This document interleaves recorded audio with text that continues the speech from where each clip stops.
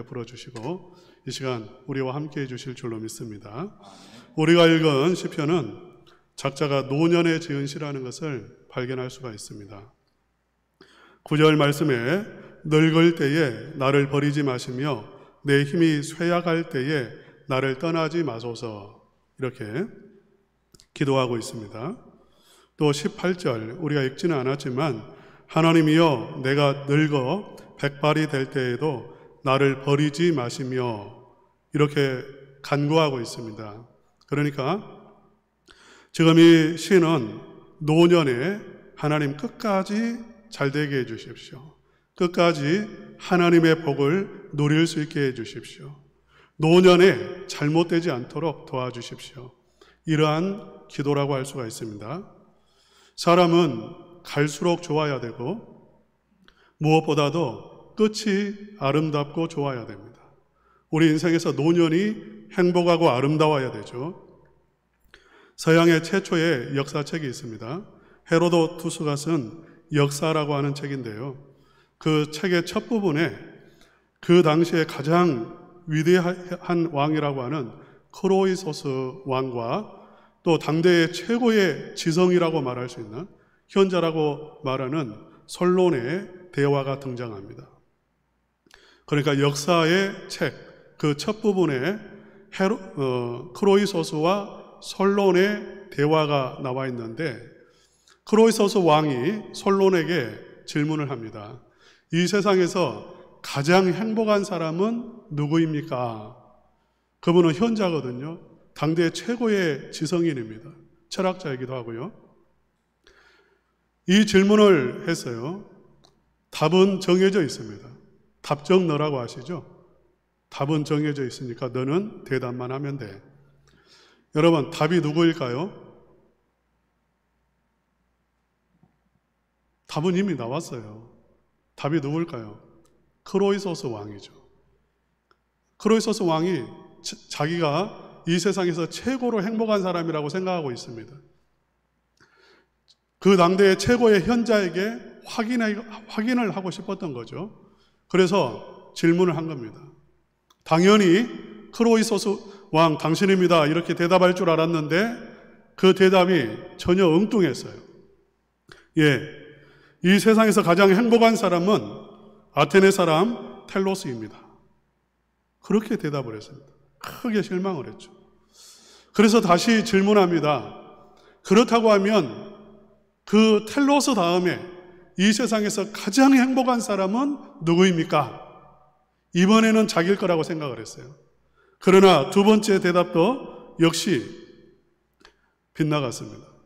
예, 이 세상에서 최고로 행복한 사람, 텔로스 다음에 최고로 행복한 사람은 비토 형제입니다. 그렇게 대답을 했습니다. 그러면서 이제 이유를 물었어요. 아니, 왜 텔로스가 제일 행복한 사람이고 비토 형제가 제일로 행복한 사람입니까? 그렇게 질문하니까 예, 그들은 아테네 사람이었습니다. 아테네 사람이었다는 거죠. 문명국이었습니다. 문명국의 시민이었다는 거죠. 자유로운 시민이었다는 거죠. 여러분, 우리의 삶의 환경은 너무나 중요합니다. 내가 지금 아무리 건강해도 아프가니스탄에 내가 지금 살고 있다면 노예 같은 삶을 살게 되죠. 환경은 굉장히 중요해요. 좋은 환경 속에 살고 있으니까 행복한 것이요. 그 다음이 중요해요. 예, 그들은 명예롭게, 영광스럽게 죽었습니다. 그들은 끝이 아름다웠다는 거예요. 그렇기 때문에 세상에서 가장 행복한 사람이다라고 말을 했던 것입니다. 그러면서 솔론이 말을 이어갑니다. 왕이시여, 지금 당신은 이 세상에서 최고의 부자이지만, 그리고 이 세상에서 가장 큰 권력을 가지고 있지만 앞으로 어떻게 될지 누가 알겠습니까? 지금 좋지만 앞으로도 좋을지 그것은 모르는 일입니다. 그래서 행복한 사람이라고, 최고로 행복한 사람이라고 말할 수 없습니다. 이렇게 대답을 한 거예요. 실제로 이 대화가 있은 지 얼마 후에 크로이소스 왕은 우리 성경에서 가장 유명한 왕이 있죠. 페르시아의 고레스 왕, 키로스 왕이죠. 그 왕에게 사로잡히게 됩니다. 그리고 장작더미 위에 놓여서 거기서 화형을 당할 위기에 처하죠. 화형을 당합니다. 당하지는 않았어요. 살려주었습니다마는 장작더미 위에 올라갑니다. 그리고 그때 눈물을 흘리면서 바로 이 솔론의 말을 생각해요. 아, 사람은 끝이 좋아야 되고 끝까지 가봐야 아는데 내가 가장 행복한 사람이라고 그렇게 착각을 했구나. 비통한 눈물을 흘렸다는 것입니다. 여러분, 우리의 인생도 그렇습니다. 지금 건강하고 지금 잘 나가고 지금 행복하다고 해서 앞으로도 계속 그러한 행복을 누릴 거라고 보장할 수가 없는 것입니다. 신앙생활도 마찬가지죠. 지금 내가 충성스럽게 봉사하고 섬기고 내가 일을 한다고 해서 충성스러운 사람이다, 신실한 사람이다 평가를 내리기는 아직 이르죠. 시기상조입니다. 끝까지 가봐야 합니다. 끝까지 교회를 지키는 사람, 끝까지 달려가는 사람, 그 사람이 신실한 사람이에요. 우리가 정말 행복한 사람인지 아닌지는 천국의 문에 섰을 때에 그때에 발견이 될 것입니다. 정말 행복한 사람인지 아닌지는요. 우리 사랑하는 성도님들이 저는 끝까지 잘 달리기를 원하고 노년이 될수록 더 행복하기를 원합니다. 그것을 위해 기도하고 있습니다. 당연히 잘 돼야 되죠. 지금 좀 어렵다 할지라도 나이가 들어서, 연세가 들어서 더 행복해야 되고 잘 돼야 되고 마지막 순간이 아름다워야 되고요. 궁극적으로는 천국 가셔야 됩니다. 이것을 꿈꾸고 있고 이것을 위해서 기도합니다. 저의 소원은 다른 게 아니에요. 건물 화려하게 짓고 많은 성도들이 모이고 그것은 첫 번째가 아닙니다. 우리 성도님들 잘 되는 것입니다. 잘 되기 위해서, 갈수록 잘 되기 위해서, 노년에 잘 되기 위해서, 내가 힘이 빠졌을 때에도 잘 되기 위해서 우리에게 정말 필요한 부분이 있습니다. 우리 성도님들이 꼭 기억해야 될 부분이 있습니다. 오늘 본문 말씀을 통해서 우리는 그 부분을 보게 될 것입니다. 지금 본문에 저자하는 상황이 우리가 알 수 있는 상황이 있어요. 첫째는 나이가 많이 들었다는 것. 둘째는 마치 크로이소스 왕이 장작더미 위에 올려져 있는 것처럼, 타 죽기 직전인 것처럼 그렇게 비참한 상황이라는 것입니다. 아주 힘든 그러한 상황 속에 있습니다. 절망적인 상황이에요. 그리고 또 하나 이 본문에서 발견할 수 있는 게 있습니다. 무엇이냐면 이 절망적인 상황에서 하나님을 신뢰하고 있다는 것입니다. 하나님을 무한히 신뢰하고 있습니다. 굉장히 하나님을 믿고 의지하고 있습니다. 대단한 거죠. 지금 이 상황에서 하나님을 바라볼 상황인가요? 타 죽기 직전인데, 잡혀 죽기 직전입니다. 낭떠러지에서 떨어지기 직전에, 아니 떨어지고 있는 상황이에요. 지금 그 상황에서 이 시인은 하나님을 무한하게 신뢰하고 있고 하나님에게로 피하고 있다는 거예요. 우리 한번 1절에서 3절 말씀 같이 한번 읽겠습니다. 시작. 여호와여, 내가 주께 피하오니 내가 영원히 수치를 당하게 하지 마소서. 주의 의로 나를 건지시며 나를 풀어주시며 주의 길을 내게 기울이사 나를 구원하소서. 주는 내가 항상 피하여 숨을 바위가 되소서. 주께서 나를 구원하라 명령하셨으니 이는 주께서 나의 반석이시요 나의 요새이심이니이다. 여기 보세요. 주님, 내가 주님께로 피합니다. 나를 건져주시고 풀어주십시오. 이미 주님은 나를 구원하라고 명령하셨습니다. 천군 천사를 통해서, 하나님의 군대를 통해서 나를 구원하라고 이미 명령했습니다. 주님은 나의 반석이시요 요새십니다. 무한한 신뢰를 지금 하나님에게 올려드리고 있는 거예요. 여러분은 하나님을 신뢰하십니까? 목소리가 자신이 없으시네요. 지금 이 다윗의 상황과 같은 그러한 어려움에 빠졌을 때에 여러분은 어디로 피하겠습니까? 어떻게 하시겠습니까? 무한한 신뢰를 하나님에게 보내면서 하나님, 내가 하나님에게로 갑니다. 하나님에게 피합니다. 나를 구원해 주십시오. 여러분 그렇게 말할 수 있습니까? 신뢰는 쉽게 쌓이는 게 아닙니다. 사람을 믿는 것도 쉬운 일이 아니죠. 여러분, 우리가 사람을 믿는다라고 했을 때요, 오랜 관계를 통해서 신뢰가 쌓여가고, 그래서 그 다음에 누가 저 사람 어때? 그렇게 말하면, 저 사람 믿을 수 있는 사람이에요. 그렇게 말하는 거잖아요. 만약 누군가 저 사람 믿을 수 있습니다라고 해서 소개시켜 주었는데 관계를 맺어보니까, 사업을 같이 해보니까 신뢰가 안 가요. 속여요. 그러면 우리는 믿을 수가 없는 거예요. 우리가 하나님을 믿는다, 신뢰한다라고 했을 때에 맹목적으로 하나님이 나 믿어라, 그렇게 말씀하시지 않습니다. 그냥 맹목적으로 하나님 믿습니다, 그것은 참된 믿음이 아니에요. 그것은 그야말로 맹목적인 것이고요. 내가 혼자 그렇게 믿습니다라고 말하지만 그 믿음은 너무나 약해서 조그마한 문제만 만나도 쓰러져 버리고 넘어져 버리고 깨져 버리는 그러한 신뢰죠. 하나님은 우리에게 신뢰 관계를 형성할 수 있도록 우리에게 은혜를 주시고 관계를 맺어가시는 분이세요. 여러분 보세요. 아브라함을 하나님이 부르셨습니다. 아브라함에게 어느 날 나타났어요. 우상을 섬기는 아브라함에게, 하나님을 전혀 알지 못하는 아브라함에게 하나님이 나타나셔서 말씀하시죠. 처음 이렇게 대화를 했을 겁니다. 아브라함아, 아브라함아 부르니까 누구십니까? 내가 하나님이다. 하나님이 누군데요? 내가 하나님이야. 내 말을 믿고 너는 집을 떠나라. 그래, 그 하나님을 그냥 믿어보기로 한 거예요. 그래, 내 꿈에 나타나서 나를 창대하게 해주신다고 약속했으니까, 나에게 복의 근원이 되게 해준다고 약속했으니까, 민족의 아버지가 된다고 약속했으니까 내가 한번 믿어보겠다라고 결정을 한 거죠. 그래서 말씀대로 갔어요.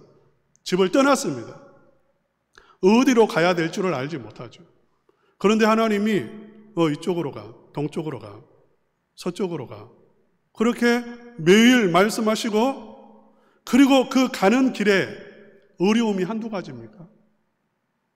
수많은 어려움이 있었죠. 적들이 나타나서 공격하기도 하고요, 배신당하기도 하고요, 가뭄을 만나기도 하고요. 그야말로 많은 어려움이 있었어요. 그런데 하나님이 그때마다 구원하셨어요. 절대적인 능력으로 구원하셨어요. 100세의 아들을 주신다고 약속했고 100세의 아들을 얻게 해주셨습니다. 그러니까 그 하나하나 속에서 신뢰 관계가 형성이 돼서 결국 아브라함은 처음부터 하나님을 믿습니다, 나는 전적으로 하나님을 믿습니다, 그렇게 고백하는 게 아니라 그 하나하나 경험을 통해서 최후로 고백하는 것이 하나님은 신실하신 하나님이십니다. 내 아들을 제물로 바친다 할지라도 다시 살리실 수 있는 능력이 있으시고 살려주시는 하나님이십니다. 이 고백이 나오는 거죠. 이게 신뢰관계가 이제 맺어진 것이고 형성이 된 것이고요. 다윗 또한 마찬가지. 오늘 이 시편의 저자는 다윗입니다. 다윗 또한 마찬가지. 오늘 한번 5절과 6절 말씀 한번 읽어보겠습니다. 5절, 6절. 주 여호와여, 주는 나의 소망이시요 내가 어릴 때부터 신뢰한 이시라. 내가 모태에서부터 주를 의지하였으며 어머니의 배에서부터 주께서 나를 택하셨사오니 나는 항상 주를 찬송하리이다. 신뢰관계가 어디서부터 형성이 됐습니까? 하나님과의 관계가, 하나님과의 인격적인 관계가 엄마의 뱃속에 있을 때부터예요. 물론 엄마의 뱃속에 있을 때는 못 느꼈죠. 나중에 하나님을 안 다음에 돌이켜보니까 하나님은 내가 태어나기 전부터 나를 지키시고 택하시고 보호하시고 인도하고 계셨던 거예요. 다윗에게 그냥 말하는 게 아니에요. 나를 믿어라고. 어느 날 양을 치던 아주 그냥 밑바닥에 인생을 살던 다윗에게 하나님이 왕으로 기름을 부으시고, 왕이 바로 된 게 아니죠. 사자가 곰이 공격을 하기도 하고, 골리앗이라고 하는 그런 거인과 또 맞짱을 뜨기도 하고, 수많은 고비와 어려움이 있었습니다. 사울에게는 10년 이상 쫓겨다녔습니다. 그런데 그 과정에서 하나님은 신실하신 하나님이라는 것을 보여주세요. 할렐루야. 신실하신 하나님. 신실하신 하나님이란 다른 무슨 말이냐면 구원하시는 하나님이시고, 나의 쓸 것을 공급하시는 하나님이시고, 나를 도우시고 함께 하시고 인도하시는 하나님이라는 그 말이 신실하신 하나님이시다, 그 말입니다. 지금 이 순간에도 살아계신 하나님이시고, 지금 이 자리에 우리 주님이 함께 하셔서 나를 구원하시고 나에게 생명을 주시고 은혜를 주시는 하나님이시다. 그 고백이 신실하신 하나님에 대한 고백이죠. 할렐루야. 아멘. 사랑하는 성도 여러분, 하나님이요 여러분에게 무조건 믿어 이렇게 말하잖아요. 무조건 믿어, 안 믿어 지옥 가 이러는 게 아니에요. 얼마나 많은 설득이 있습니까? 성경을 보세요. 수만 번 설득하고 있습니다. 내가 살아있는 하나님, 신실한 하나님이야. 너희를 위해서 나는 홍해를 가르는 하나님이야. 태양까지 멈추는 하나님이야.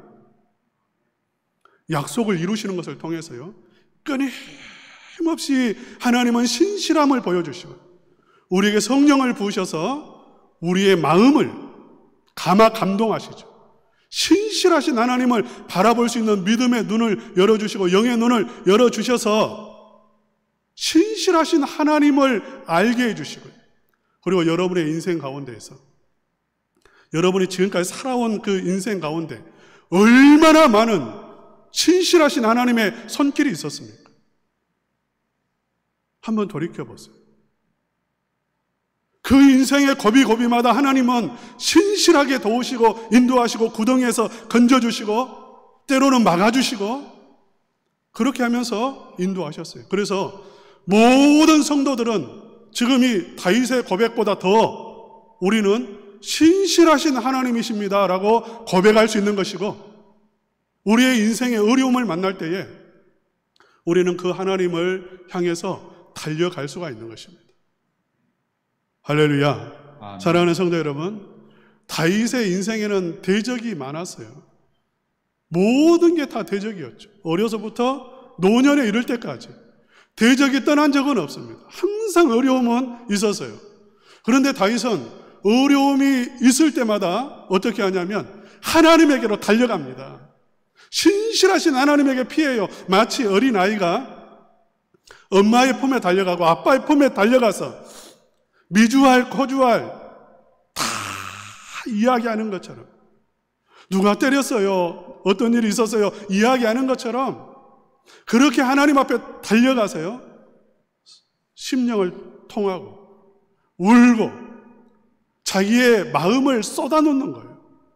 물론 어린아이처럼 투정하는 건 아닙니다. 다윗의 대적은 어떤 사람들이냐면 4절에 보면 생명을 빼앗는 악한 자예요. 불의한 자들, 무법천지예요. 사람 눈 의식하지 않는 사람입니다. 흉악한 자예요. 사람을 죽이는데, 다윗을 쫓아서 죽이는데 적당한 선에서 멈추는 그런 사람 아니라 말입니다. 아예 그냥 멸문을 시켜버리는 그런 사람, 잔인한 사람들.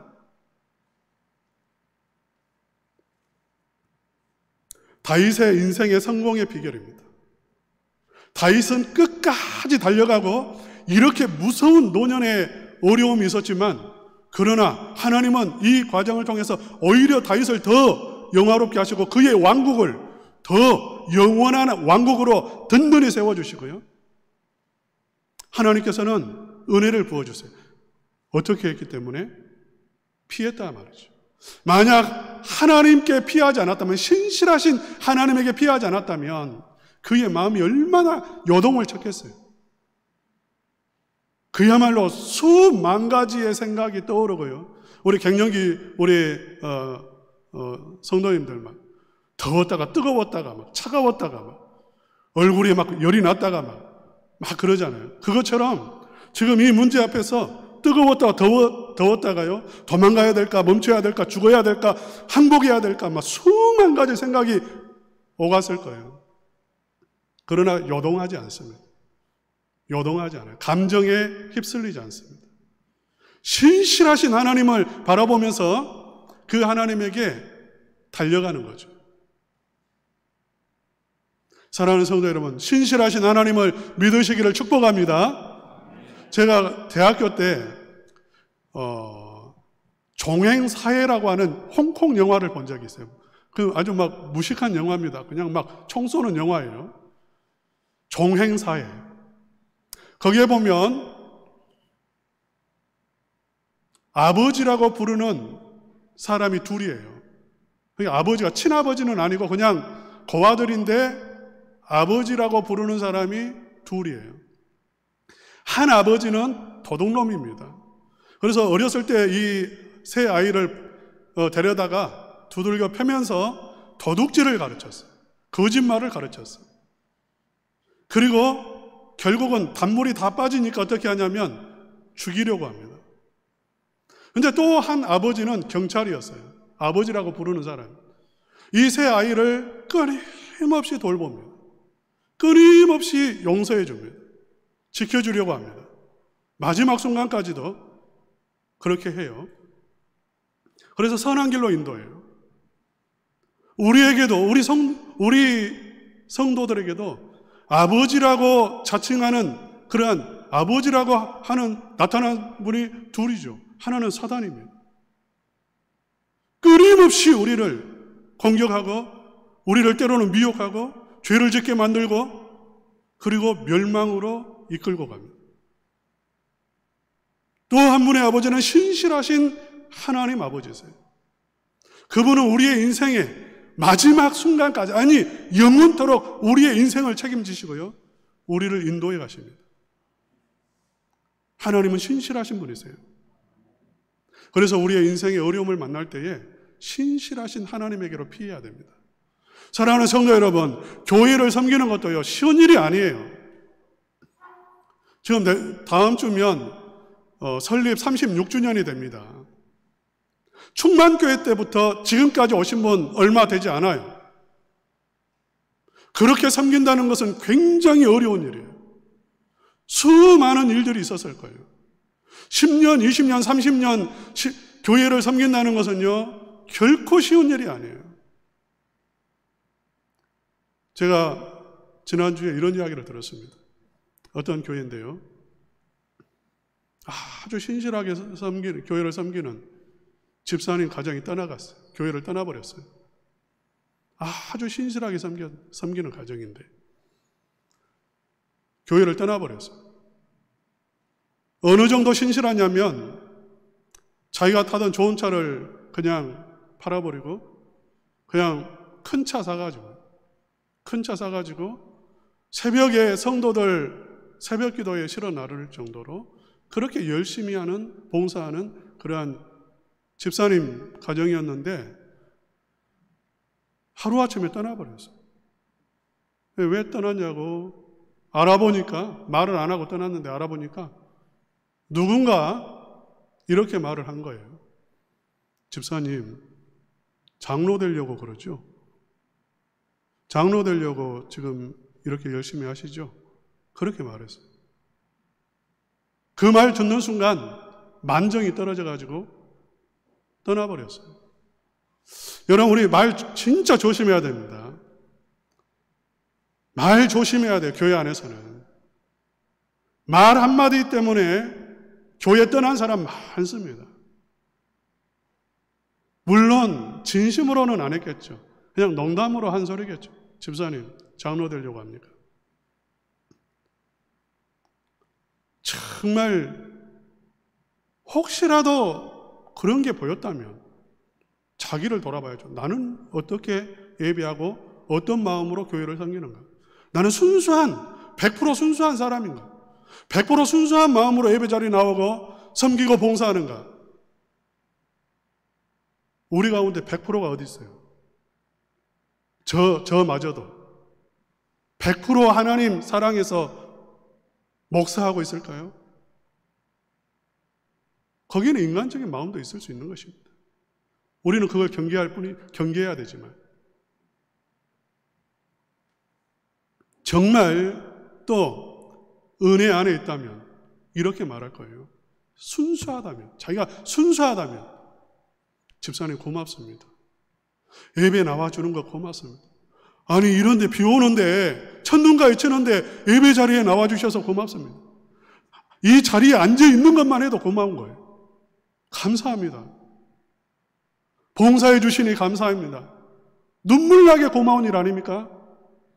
여러분 이 자리에 앉아있다는 건요 눈물나게 고마운 일이에요. 하나님 은혜가 있다면 이건 정말 위대한 일이란 말이에요. 우리 성도님들은 항상 격려하고 칭찬하고 덕을 세우는 말을 해야 돼요. 농담으로라도 그런 말 하면 안 됩니다. 그런데 우리가 말 조심해야 되지만 그렇다고 해서 뒤도 안 돌아보고 교회를 떠나버린 거 이걸 잘했다고 말할 수는 없어요. 정말 잘하는 일은 이러한 때에 내 감정에 휘둘리는 게 아니라요. 지금 이 사람은 사람 눈을 너무 많이 의식한 거예요. 사람을 의식한 거예요. 아니 우리가 하나님을 섬길 때에 우리가 무슨 일을 만날 때 이렇게 마음 상한 일을 만날 때에 우리는 이러한 때에 더욱더 하나님을 신실하신 하나님을 바라보고 하나님께 피해야 하는 것입니다. 할렐루야. 하나님께 피해야 돼요. 우리 인생의 길을 막는 게 많습니다. 내가 행복하게 마지막 노년까지 신실한 성도로 살고 정말 행복한 노년을 보내는데 내 앞길을 막는 게 얼마나 많아요. 오늘처럼 갑자기 천둥을 치는 것처럼 질병이 찾아오기도 하고요. 암에 걸렸다는 말을 듣기도 하고요. 사업에서 망하기도 하고요. 그런 일이 있습니다. 여러분 이러할 때에 우리 주님께 피하시기를 축복합니다. 신실하긴 주님께 피하시면 우리 주님의 회복의 역사가 일어날 줄로 믿습니다. 아멘. 여러분 우리의 영적인 생활도 마찬가지죠. 우리의 길을 막는, 신앙의 길을 막는 것 많습니다. 사단 마귀의 세력들, 이단의 세력들. 요즘 이 코로나 때문에요 무교회주의자들이 늘고 있습니다. 탈교회주의자들이 늘고 있습니다. 그들은요 자기들이 원하는 것 듣고 교회에 부패했다고 비난하면서 교회를 떠납니다. 여러분 정말 하나님은 교회를 포기한 적이 없어요. 마태복음 16장에 이렇게 말씀하셨습니다. 이 반석 위에 내가 내 교회를 세우겠다고 했어요. 우리 주님은 교회를 포기한 적이 없어요. 교회 밖에 구원 없습니다. 교회의 타락을 볼 게 아니라 교회의 주인이신 우리 주님을 보고 이러한 마음이 들 때에도 주님께 피하셔야 돼요. 할렐루야. 특별히 우리의 적이 누군지 아십니까? 나의 적. 지금 사실 다윗에게 적이 많았다고 했죠. 그 적들은 다 영적으로 하면 내 자아입니다. 자아. 내 속에 있는 것. 내 정욕. 그게 다윗의 대적인 것처럼. 출애굽에 나온 바로는 내 자아를 의미하는 거예요. 사단을 의미하고 내 속에 있는 자아입니다. 우리 안에 참 이상한 게 많이 있어요. 어떤 분이 그러더라고요. 자기는 돈을 사랑하는 사람이 아니에요. 돈을 좋아하는 사람 아닙니다. 그런데 돈만 보면 자기 안에 자기도 모르는 한 인간이 튀어나와가지고 욕심을 부리는 거예요. 아, 나 이런 사람 아닌데. 나에게 이런 게 있었나? 싶을 정도로 튀어나와요. 섭섭한 말을 들을 때에 평소에는 괜찮아요. 섭섭한 말을 들으면 내 안에 있는 나도 알지 못했던 이상한 존재가 튀어나와서 내 감정을 사로잡아버려요. 내 생각을 사로잡아버려요. 그래서 더 이상 교회 섬기지 못하게 만들고 더 이상 달려가지 못하게 만들고 쓰러져 버리게 만들어요. 사랑하는 성도 여러분, 속지 마십시오. 우리가 무슨 일을 만나든지 우리는 신실하신 주님, 그 주님이 살아계시고 여전히 지금 모든 환경을 지배하고 계시고 나를 살리시고 구원하시고 도우시고 영화롭게 해주시는 하나님을 고백하고 그 하나님께로 우리의 영혼이 달려가야지 그 못된 내 속에 있는 내 자아, 그 욕망에 휘둘리는 그러한 사단의 세력들, 잘못된 말, 사람들의 시선, 말 거기에 휘둘려 버리면 10년 못 갑니다. 노년에 가서 쓰러져 버립니다. 이상한 사람 됩니다. 더 안타까운 것은 천국문에 갔을 때 분명히 여러분 속에 있는 자아가 말할 거예요. 너는 지옥 간다. 너 같은 게 너 어렸을 때 한 일 다 알고 있어. 너 젊어서 한 일 다 알고 있어. 너는 더러운 놈이야. 너는 천국 갈 수 없어. 사단이 앞길을 막아설 거예요. 지옥으로 끌고 갈 겁니다. 그때에 우리는 마지막 고백을 할 거예요. 신실하신 하나님에게 피하지 않으면 다 끌려가는 것입니다. 그때 우리는 우리의 이 신앙의 고백을 통해서 성령의 감화와 감동으로 변화된 심령을 통해서 우리는 그때 한마디를 할 거예요. 내 주인이 신실하신 예수 그리스도십니다. 나의 왕이 예수님이십니다. 나는 그분 안에 있습니다. 그분께로 피합니다. 그 한마디 하시면 천국의 문이 활짝 열리시는 줄로 믿으시기를 축복합니다. 아멘. 이 고백이 있어야 돼요. 이 고백은 천국 가서만 하는 게 아니라 여러분의 모든 인생의 순간마다, 어려운 순간마다, 아니 우리는 하루에도 수없이, 왜? 내 안에 있는 것들이 자꾸 올라오기 때문에 수없이 주님께로 피해야 되고 그때마다 주의 은혜를 힘입어서 갈수록 잘 되는 복된 삶을 살아가게 되어질 줄로 믿습니다. 아멘. 사랑하는 우리 성도님들이 노년에 행복하시고 갈수록 잘 되시고 영광스러운 죽음을 맞이하시고 영원한 천국 백성이 되시는 가장 행복한 사람이 되시기를 주님의 이름으로 축원합니다. 아멘. 아무것도 두려워 말라 찬양하시겠습니다.